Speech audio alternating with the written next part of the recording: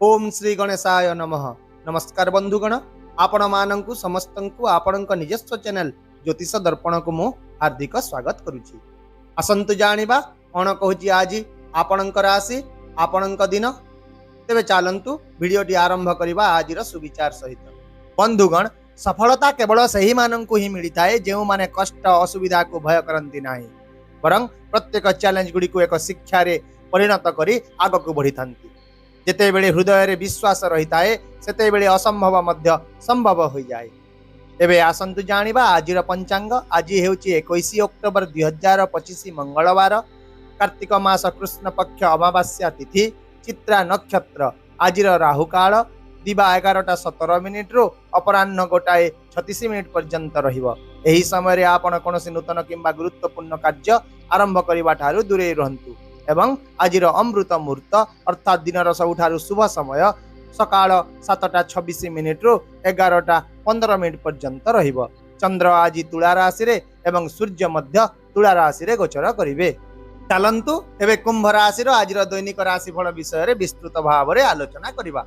ग्रह नक्षत्र गुड़िकर स्थिति दृष्टिकोण आज दिनटी आपणक पई सफलता एवं प्रगतिर एक दिन हेबो। आपण आत्मविश्वास रे परिपूर्ण रहिबे एवं आपणकर प्रयास गुड़िक सकारात्मक फलाफल आनीदेव। कार्यालय रे आपणक कठिन परिश्रम एवं निष्ठा आपणक उपरिस्थ अधिकारी एवं सहकर्मी उभयंकु प्रभावित करिवो। आज कोनोसी एक पुराना प्रकल्प रे मध्य सफलता मिलिबो जहा आपणकर सम्मान वृद्धि करिवो। सेही परि व्यवसायी मानकर दिन लाभदायक हेबो। आपणक उपरे ग्राहकंक विश्वास वृद्धि पाइबो एवं विक्रय मध्य वृद्धि हेबो। तथापि आज व्यवसाय रे प्रतियोगिता टिके कठिन रही पारे। जदि आपण एक नूतन व्यवसाय आरंभ करने को चिंता करछंती तेबे आज योजना करबा आपणक पई बहुत भल रहिबो, किंतु कोनोसी निष्पत्ति तरबर भाव रे नियंतु नाही। किछि लोक आपणकर सफलता को मध्य आज ईर्ष्या करि पारंती किंबा आपणक अनुकरण करबा को चेष्टा करि पारंती, किंतु कोनोसी चिंता करंतु नाही। आपणकर मौलिक चिंताधारा एवं श्रृंखला आपणकु आगकु बढ़िबारे सहाय्य करिवो। छात्र छात्री माने आज समानक पाठ पढ़ारे ध्यान देबे एवं समाने एक कष्टकर विषय को बुझिबारे सफल मध्य हेबे। आर्थिक दृष्टिकोण मध्य दिनटी आपणक पई विशेष शुभ रहिबो। टंकार प्रवाह जारी रहिबो एवं कोनोसी विचाराधीन टंका पाइबार बहुत संभावना रहिछि। सेही परि व्यवसायी माने कोनोसी एक पुराना चुक्ति रु अप्रत्याशित भाव रे लाभ प्राप्त करि पारंती। एहा छडा आज चाकरी रे थिबा लोक माने मध्य बोनस किंबा अतिरिक्त प्रोत्साहन पाइ पारंती। जदि किछि निवेश करबा को आज भाबुछंती ताहेले जणे अभिज्ञ व्यक्ति किंबा परिवार रो वरिष्ठ व्यक्ति को परामर्श निश्चित भाव रे नियंतु। निजर खर्च को मध्य नियंत्रण करंतु, कारण आज परिवार किंबा साजसज्जा पई खर्च रे हठात वृद्धि देखिबा को मिली पारे। एहा सहित आज आपण टंका ऋण देबा किंबा ग्यारंटर हेबा स्थिति रे मध्य रही पारंती, तेणु एही क्षेत्र रे सतर्कता अवलंबन करंतु।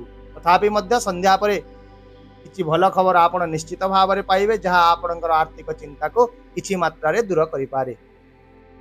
सेहीपरि स्वास्थ्य दृष्टिकोण आज एक साधारण दिन हेबो, किंतु कार्यर चाप एवं व्यस्तबहुल कार्यसूची टिके क्लांतकारी रहिबो।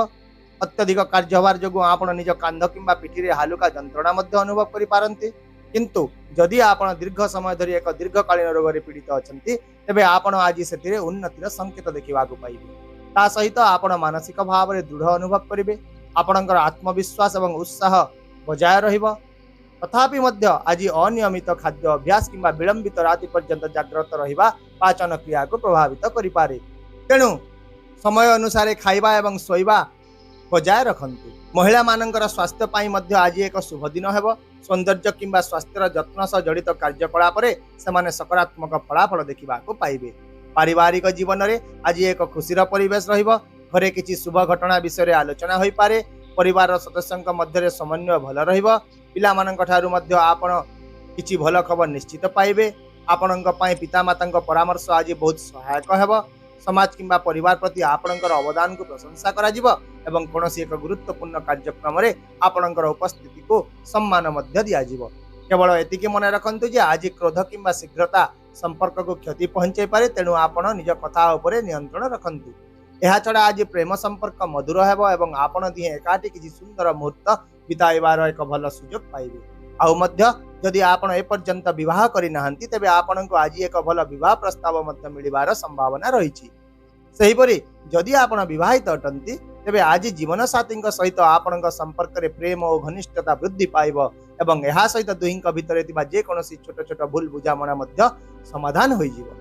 ତାହେଲେ ବନ୍ଧୁଗଣ, ଆପଣଙ୍କ ପାଇଁ ଆଜିର ବିଶେଷ ପ୍ରତିକାର ହେଉଛି ଆଜି ଆପଣ ହନୁମାନଙ୍କୁ ପୂଜା କରନ୍ତୁ, ହନୁମାନ ମନ୍ଦିର ଯାଆନ୍ତୁ ଏବଂ ହନୁମାନ ଚାଳିଶା ପାଠ କରନ୍ତୁ, ଯାହାଫଳରେ ଆଜି ଆପଣଙ୍କର ଭାଗ୍ୟ ବୃଦ୍ଧି ହେବା ସହ ଆର୍ଥିକ ଲାଭ ମିଳିବ ଏବଂ ସାହସ ବୃଦ୍ଧି ପାଇବ।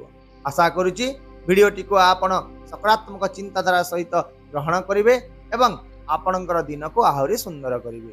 ଯଦି ଆପଣଙ୍କୁ ଆମର ଏହି ଭିଡ଼ିଓଟି ପସନ୍ଦ ଆସିଲା ତେବେ ଦୟାକରି ଭିଡ଼ିଓଟିକୁ ହାଇପ୍ କରନ୍ତୁ, ସେୟାର କରନ୍ତୁ ଏବଂ ଆପଣଙ୍କର ମୂଲ୍ୟବାନ ମତାମତ କମେଣ୍ଟ ବକ୍ସରେ ନିଶ୍ଚିତ ଭାବରେ ଜଣାନ୍ତୁ। ତା ସହିତ ଆମ ଚ୍ୟାନେଲକୁ ସବସ୍କ୍ରାଇବ୍ କରିବାକୁ ମଧ୍ୟ ଭୁଲନ୍ତୁ ନାହିଁ, କାରଣ ପ୍ରତ୍ୟେକ ଦିନ ଆମେ ଆପଣଙ୍କ ପାଇଁ ଆଣିଥାଉ ସଠିକ୍, ସହଜ ଏବଂ ନିର୍ଭରଯୋଗ୍ୟ ରାଶିଫଳ। ତେବେ ଆସନ୍ତାକାଲି ପୁଣି ଦେଖା ହେବା ଆଉ ଏକ ନୂତନ ରାଶିଫଳ ଭିଡ଼ିଓ ସହିତ। ସେ ପର୍ଯ୍ୟନ୍ତ ବିଦାୟ ଦିଅନ୍ତୁ। ନମସ୍କାର। ଜୟ ଜଗନ୍ନାଥ।